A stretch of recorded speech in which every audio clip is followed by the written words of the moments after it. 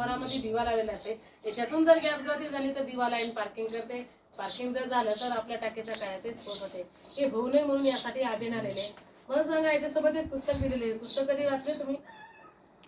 नाही, कारण शासनाला पण माहित झालं की कस्टमरला वेळ नाही वाचायला, म्हणून त्यांनी काय केले की टाकीवर नियम दिले. पण सांगा टाकीवरले नियम जे हे कशासाठी दिले असतील बरं? पुस्तक तर दिलेले, नियम देण्याची काय गरज आहे का? पण त्यांना एवढं पण माहित होतं की जे खेड्यामधले जे महिला असतात किंवा शहरामधल्या सुद्धा महिला असतात, त्या काय करतात की हे पुस्तक उघडून बघणार नाही, म्हणून या टाकीवर नियम दिले. कारण टाकीवरले जर नियम वाचले तर यांचं हे घर काय करते सुरक्षित होते.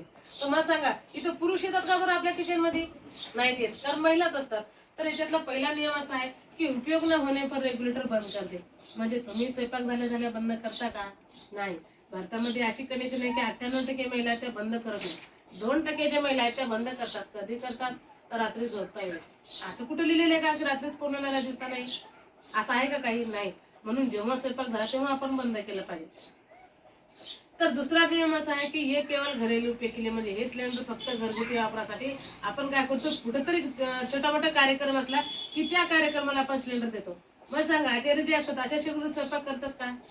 भट्ट्यावर करतात. तर भट्ट्याचं प्रेशर 1260 असते, आपल्या सिलेंडरचं 660 असते. 660चं प्रेशर असल्यामुळे भट्टा यायला खेचून वरते आणि याच्यामध्ये जे गॅस आलेला असते पूर्ण गोठून येते, गोठून एकदम बर्फासारखा होते.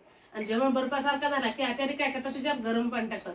कधी बघितलं का तुम्ही कार्यक्रमामध्ये? खाली टोपल्या सुद्धा उकळलेलं पाणी देतात आणि वरून सुद्धा टाकतात. का? ते वितळा म्हणून. वितळा तर ठीक आहे, नाही वितळा तर काय होईल बरं? ब्लास्ट.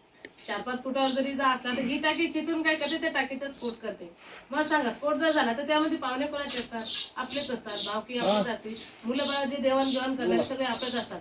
म्हणून हे सिलेंडर त्या आचार्याला कधी द्यायचं नाही, कारण त्यासाठी जे लागणारे सिलेंडर असते कमर्शियलचं असते. आपण काय करतो पैसे आपल्याला 1000 रुपये भरून येते, आणि कमर्शियलचं जर आणायचं तर त्याला 2-2.5 लागतात. मग आपला सोपं कोणतं वाटते? 1000 आम्हाला वाटते. आपला जीव कोणा कशात असते? पैशात असते. म्हणून आपण हे सिलेंडर आचार्याला देतो, कारण त्यासाठी जे लागणार सिलेंडर कमर्शियल 2-2.5 रुपयासाठी कितीतरी लोकांचे जीव धोक्यात असतात. म्हणून हे सिलेंडर कधी द्यायचे नाही, त्यासाठी कमर्शियलचं द्यायचं. तर तिसरा नियम असा आहे की डिलिव्हरी लेते समय वजनावर शिल्की जांच करे. म्हणजे जेव्हा तुम्ही घरामध्ये घेता तेव्हा याचं वजन करून घेता का? मग तुम्हाला असं वाटत नाही का की तुमचं सिलेंडर भरलेलं असावं? भरलेलं जर असेल तर जास्त दिवस जाईल, कमी भरलेलं असेल तर कमी दिवस जाईल. मग सांगा फिल्टरच्या पाण्याची जर बॉटल आणली आपण तर त्यामध्ये आपल्याला पाणी सुद्धा दिसते, याच्यात गॅस दिसते का? नाही.